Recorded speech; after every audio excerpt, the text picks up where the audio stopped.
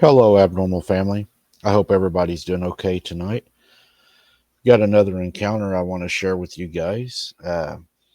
Just a heads up, we are going to be going boots on the ground, so mark your calendars for Tuesday the 4th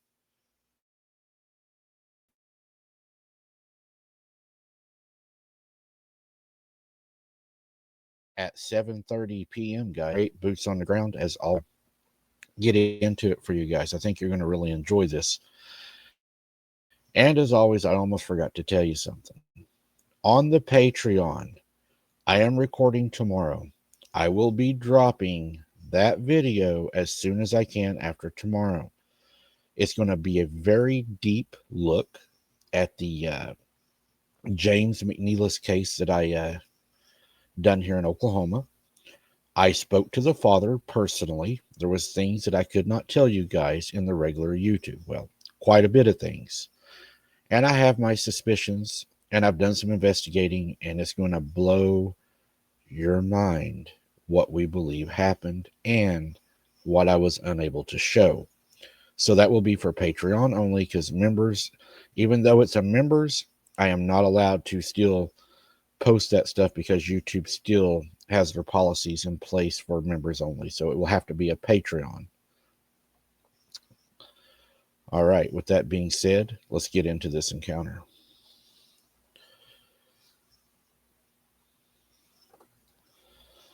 Mike, what I'm about to share with you is not some regular campfire story. It's very, very real, something that has also changed my life. Now, this happened in a place not far from you. Oklahoma, I guess, seems to be a pretty busy place. I would agree. So, he reiterates, he says, Mike, this story is not a campfire story that I am about to share with you. This is one of those stories where every hair on the back of my neck still stands up when I even think about it. Now, my whole life, I've been a hunter. But what happened out there and then here at the house is really something that everybody needs to know. I believe it's important. You got to believe this is the truth and nothing but the truth. And I hope everybody listening will learn something from this.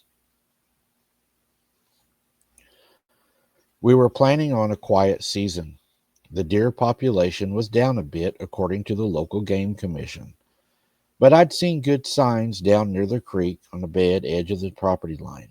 Fresh tracks, some good rubs on the young oaks. The air that late October afternoon was crisp. That kind of cold that really bites your ears, but it feels clean and sharp in your lungs. Oklahoma hunting time, one of the best times and best memories of my lives. Now I'd hauled my gear out around 2, set up in my favorite stand. Yeah, it's an old ladder stand overlooking the small clearing where the 2 track trails meet. The dried up creek bed I've spent hundreds of hours in that stand there, Mike. I know every creek, and I also know every other creek of the meadow, every rustle of the leaves within 50 yards of this place. It's my quiet place, almost like my church. I don't just use this during hunting season, I use it to go and have my time sometimes, my peace. Now, the first couple of hours were peaceful, just the usual, a couple of squirrels chasing each other, a flicker in the distance, the wind blowing through the pines. It was just another beautiful day down here. I was just settling in, checking my watch as the sun started to dip lower. It was probably around 4:30 if I was guessing, and that's whenever I heard it. Something I had never heard on my many trips to this area. And that's why I think it's important for your viewers to know just because you've been at a place many times and nothing happened, it doesn't mean nothing was watching you that never made a sound, and it doesn't mean that there's not nothing there. I soon found this out. Now, in the woods, You all know that you hear a lot of footsteps all the time. A deer walking through dry leaves sounds like someone trying to sneak up on you in the library. All deliberate light taps, then silence. A squirrel is chaotic. A lot of things that can happen. A bear bears lumber. They crash through the brush, not stealthy at all. But we don't have to worry about bear up here. So that's one thing you can pretty much click off the list. These were different. They were heavy, deliberate, and they weren't trying to be quiet, but they weren't exactly trying to crash through the woods. It was like something heavy was placing its feet with a purpose. Crunch, crunch, crunch. And honestly, it was like it didn't give a shit if anything hurt it at all. Because, I don't know, maybe it's because it felt sure of itself. Now, they were coming from deeper in the woods, off in the main trail. There was a density of the underbrush is a real pain to walk through. There's a lot of blueberry. That was my fault. There's a lot of blackberries down there, and you know what they're like to try to walk through. And it's also a really deep marsh where the lake kind of ends into the thicket. I know a lot of those. My internal alarm system, the one built in from 30 years of walking these woods, it started buzzing. I stopped moving, and I held my breath. The sound stopped about 60 yards out, I would guess, near a thicket of blackberry brambles. I've always avoided that area. And then I felt it. That feeling you get when you know without a shadow of a doubt that you're being watched. It wasn't the usual deer season paranoia. This was a physical sensation like a cold hand that just reached and grabbed around your spine. My skin felt clammy despite the cold air, and I was afraid that I may hyperventilate. I slowly, very slowly, turned my head to scan the area at the same time, wondering if something was wrong with me. As my blood pressure spiked, was I low on sugar? Why was I feeling like this? A very nervousy anxiety feeling. My legs were weak, my stomach was upset, and I felt a bit lightheaded. But there was just shadows and trees. I grabbed my rifle, I brought it up, but I kept the safety on. I just watched that spot. Mike, waiting for something to move, for a flash, or maybe just a quick sight of whatever it was, or maybe even just the glint of an eye. Silence, it stretched for probably 5 minutes, maybe more. The woods almost felt as if they went dead. No bird song, no squirrels chattering, just me, the wind, and that gnawing feeling of something targeting me. Almost a feeling you get like you almost feel like you're being hunted, if you know what I mean. I'm sure that most people that's been in the woods, Mike, have felt that. Then I heard the breathing, heavy, ragged breaths that seemed too deep, too powerful to be human. It was when it exhaled that sounded like bellows drawing air. That was scary. It was close, maybe 30 feet from the base of my stand, slightly to my left where the ground dropped into a gully.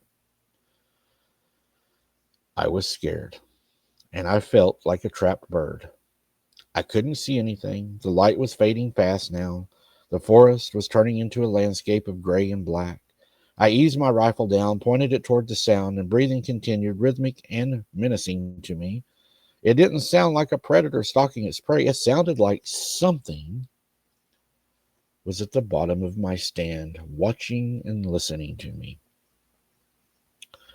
I gripped my 30-06 tighter that day, or I should say, that night, harder than I've ever held it. I felt like it was going to make the difference between me leaving and not leaving the woods.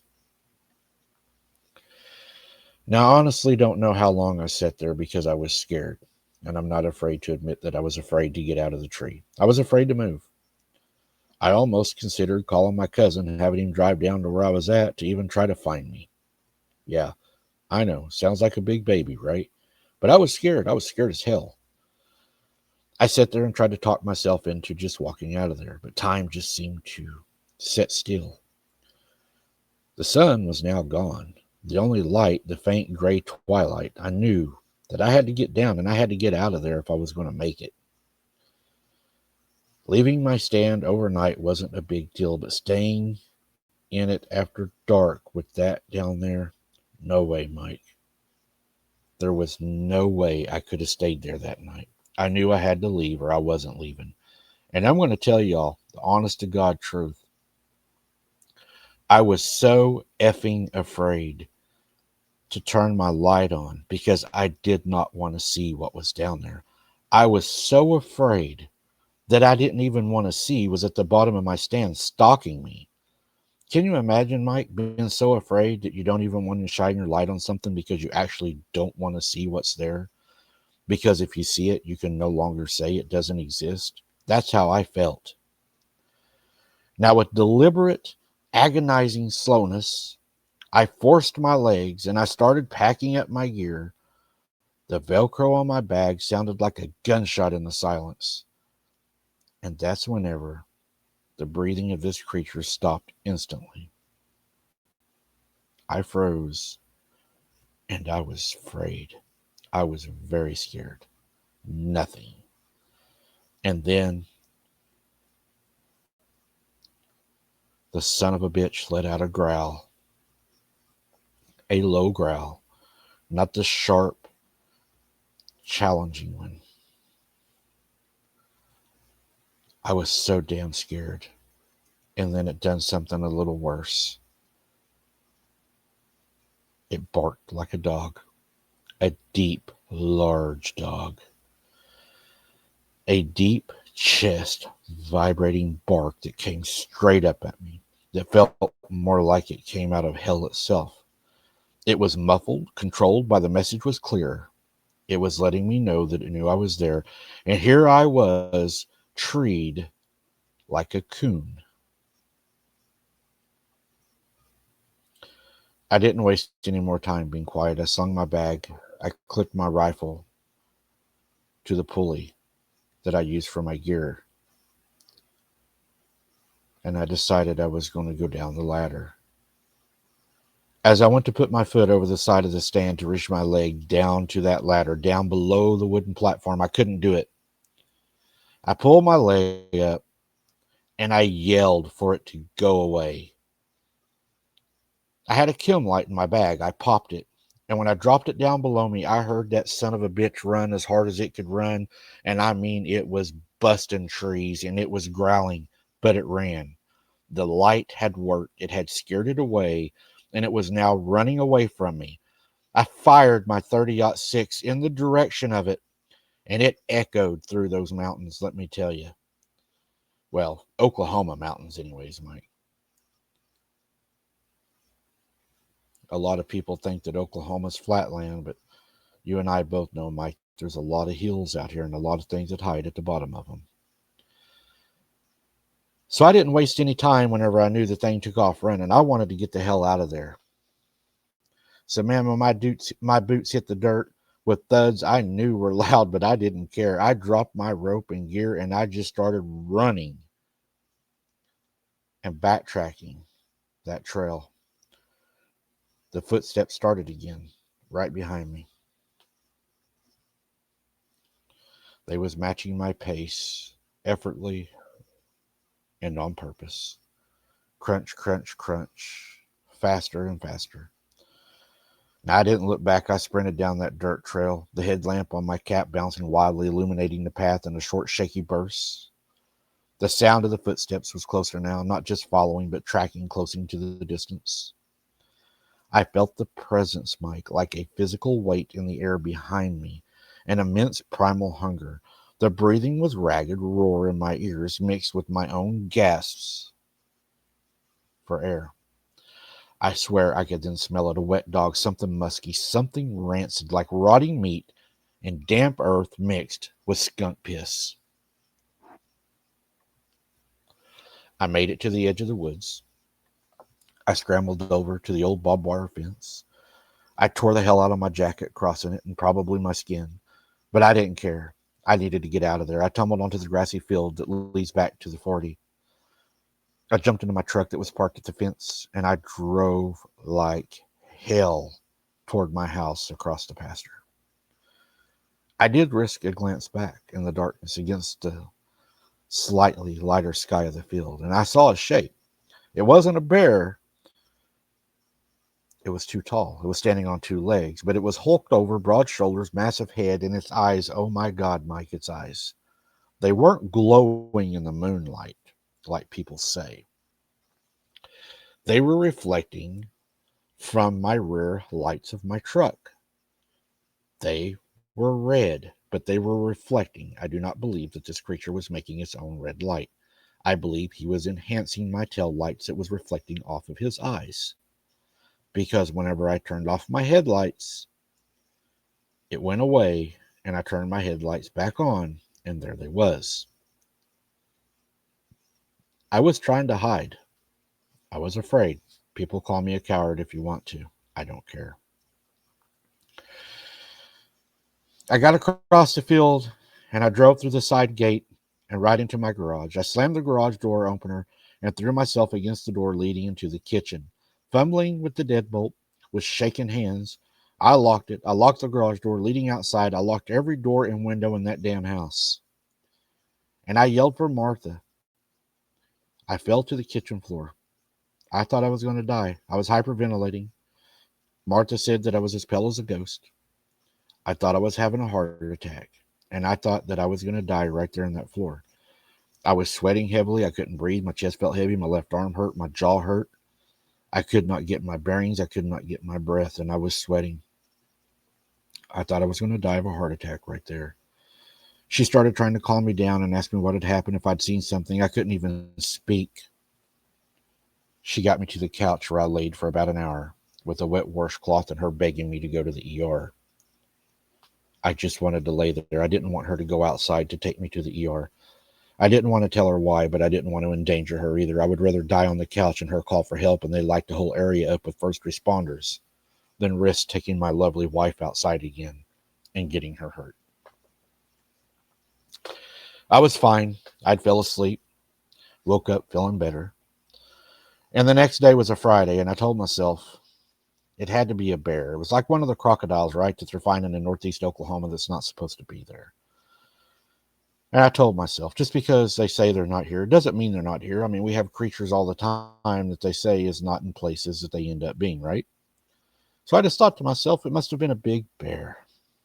The red eyes, though, just the reflection of those red eyes, they just, I don't know, they bothered me.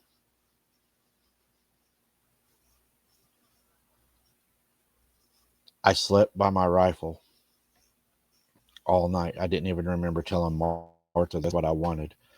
But she said I made sure to tell her to leave my rifle beside the couch. I always lock it in my safe when I come home. I don't even remember telling her to do that. Around noon, I drove my truck out. I left it running near the field and I went back into the woods. The silence was still there, the heaviness in my chest also. And wrong, I found my stand. Tja, I thought I'd gotten everything out of the room. My gear was scattered on the ground. My rope that I would lower and raise my gun up from was shredded on the ground, was torn apart as by something huge and powerful. I got the rest of my equipment and packed it up quickly. And I'd done that with my heart in my throat, scanning the edges of the power lines that run through there, the wood line also. Where the power lines come through, they keep it cut, but there's a ridge line. I was scared as hell, and I wanted to get the hell out of there. I couldn't bring myself to retrieve the stand that day. I just left it there. I had a restless weak feeling in my arms and legs. And then I had the feeling of being watched. That feeling did not leave me the whole time I was in those woods at that stand. Every shadow outside of the windows made me jump at our house. Martha noticed, but she thought it was just the stress of work or my old hunting nerves acting up. She didn't know. And I didn't tell her about the shredded rope. I just put the pieces in a burned barrel and I got rid of everything, not even planning on going back to my stand ever again. But then Monday came and I was out back cleaning the rest of my gear and I was going to put it up because I was done hunting this year. I was totally done, Mike. Not like me at all. I hunt every season, but I was putting it up. I was done. And that's whenever I heard that sound again. Crunch, crunch, crunch. Slow, deliberate. It was coming from the wood line again. I could hear it. Loud, snapping limbs, as if it wanted me to hear it. And the memory of those red eyes flashing in my mind, I dropped what I was doing and I ran inside, locking the door. Martha was at the kitchen sink.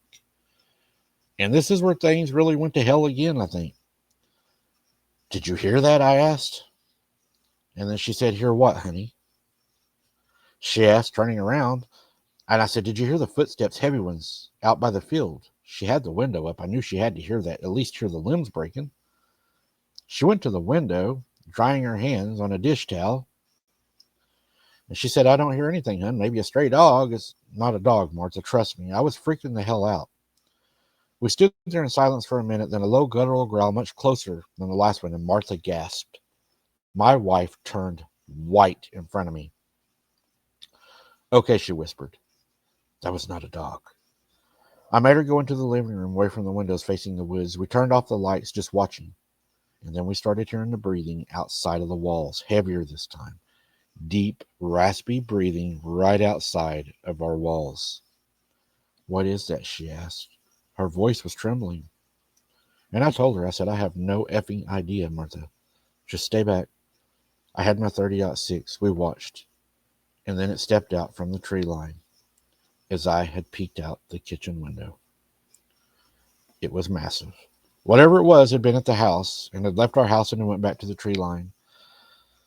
I would guess it to be approximately 7 foot tall, covered in matted dark fur that looked like black of night. It was hulked over, but definitely on two legs with long, powerful arms that extended and hands that looked more like paws. This thing was huge. Picture a grizzly bear, but with the head of a dog, a powerful snout, and pointed ears. It stood there motionless at the edge of the perfectly lawn that met the woods. The moon was full that night, casting a pale, cold light on the creature. You could see it plainly as you could see across the field. The thing let out a howl like I will never, ever forget. It howled so loud. I knocked the screen out of the kitchen window with the butt of my gun as I was looking at this creature now across the lit field from the moon. I laid my 30-06 in the windowsill. I had a 165 grain bullet. I had no doubt that if it didn't kill it, it was at least going to put one hell of a hurting on it. I took aim, took my rifle off of safety, and it stepped into the woods. I lost it into the darkness of the woods. I sent around right through where I seen it step in, and it howled like I have never heard a howl in my life, and I pray to God I'd never hear that again. I don't know if I hit it. I don't know if I scared it. But this happened about 6 weeks ago, and it hasn't been back.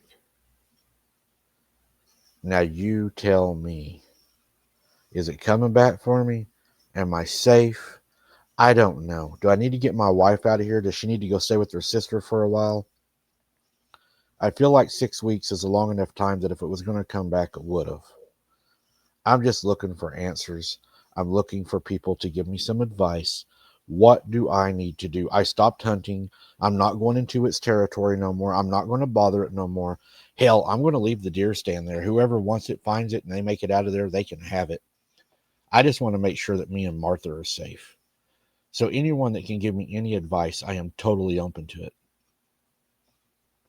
Thank you for sharing my encounter. You know, I think a lot of times when we go into the woods, we don't look to have encounters. I think sometimes it just happens, or they find us. I mean, we're sitting in the dark out there deer hunting, and they're probably thinking, what are we doing? Or if if they're intelligent like we think they are, then they know what we're doing. Why this one decided to mess with you, I don't know if it was curiosity or if it was planning to hurt you or maybe both. I'm not sure. 6 weeks is a long time not to have anything else happen, but I wouldn't write it off as something won't happen. Um, Hopefully, when you shot at it, you missed it and you scared it, and it knows that you now have a way to protect yourself. You can hurt it, and it moved on. But not to try to scare you too much, but I hope that it's not planning its revenge. I would think it would be back. I would install lights for sure. I would put lights all around my property, and if you have neighbors, maybe let them know and form like a community watch or something like that, where y'all can call each other, help each other out. If somebody has any problems, y'all can like load up, go to their house, they can go to your house. Something like that might even happen, and just make sure you have really bright lights to light the areas up. I think that works really, really well.